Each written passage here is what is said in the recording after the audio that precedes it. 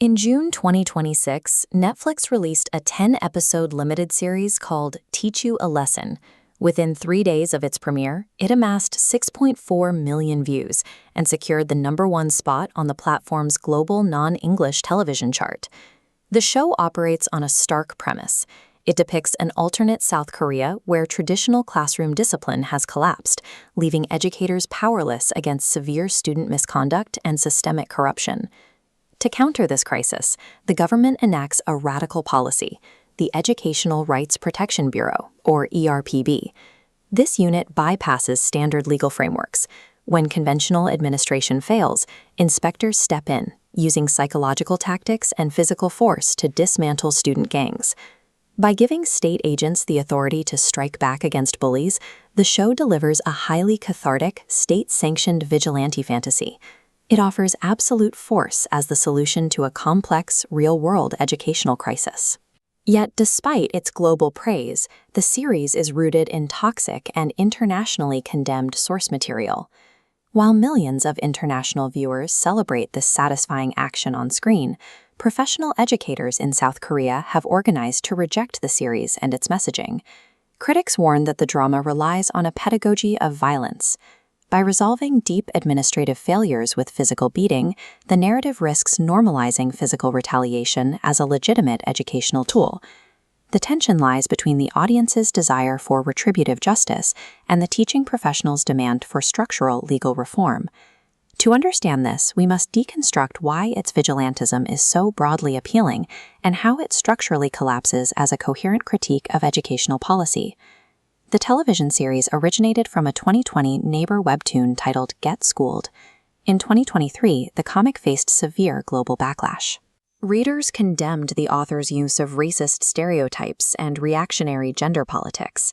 The public outcry reached such intensity that the webtoon was pulled from North American platforms and placed on an indefinite hiatus in South Korea. The fallout bled directly into the live-action pre-production. Actor Kim Namgil was initially in talks to play the lead inspector, but public opposition led him to publicly decline the role. Facing cancellation, the production team executed a sharp creative pivot. They cast Kim Moo-yeol as the new lead and made the deliberate directorial decision to explicitly excise toxic racial and gender politics from the scripts. To purify the narrative, the writers shifted the plot's focus away from biased punishment. Instead, they targeted universal systemic failures like cyberbullying, illegal drug rings, and corporate school corruption. Netflix took a condemned, radioactive text and extracted its core emotional appeal, transforming it into a globally palatable, highly polished story centered strictly on victim protection. Leaving the production history aside, the show diagnoses the modern educational failure by identifying the structural pressures that create its villains.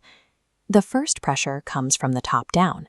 Educators face a paralyzing fear of malicious complaints and career destruction orchestrated by hyper-influential, wealthy parents. The second pressure is legislative. Teachers are heavily restricted by youth laws that criminalize standard disciplinary actions. Squeezed between elite parental influence and rigid legal restrictions, teachers are stripped of their authority. The classroom is left with a disciplinary vacuum. Into this vacuum step violent student syndicates. Aware that faculty cannot touch them, these minors operate with total legal immunity, extorting and brutalizing their peers. Standard bureaucracy offers no relief. Traditional administrative channels are paralyzed by the same legal and social threats, rendering them useless in protecting victims. The series justifies its premise by depicting traditional administration as an active threat to student safety. This brings us to the operational methodology of the ERPB inspectors.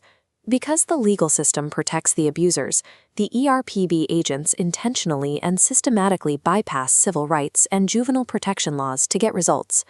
The narrative relies entirely on immediate physical consequences. The inspectors dismantle bully hierarchies not with detentions or suspensions, but with calculated intimidation and force. The core philosophical argument presented by the series is straightforward. When the law systematically shields the abuser, the fist must protect the victim.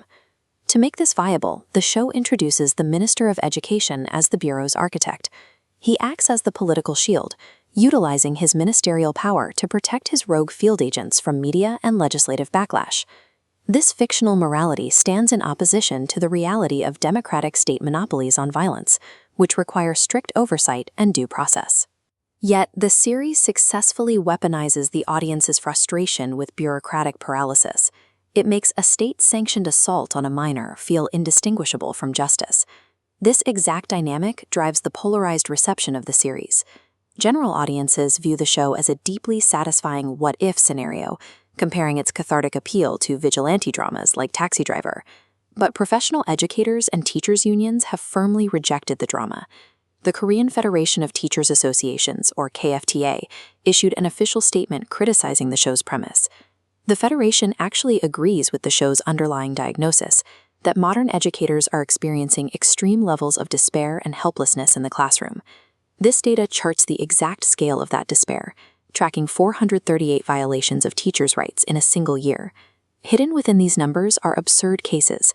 One teacher was reported for child abuse simply for opening a classroom window.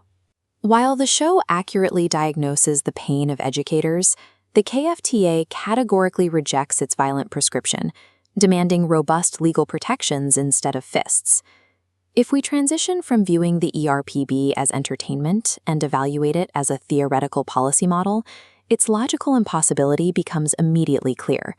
This chart highlights the model's failure of scale. The ERPB is tasked with reforming thousands of schools, yet they operate with only 3 active field inspectors. This impossible bottleneck forces arbitrary triage, leaving the vast majority of victims entirely unprotected.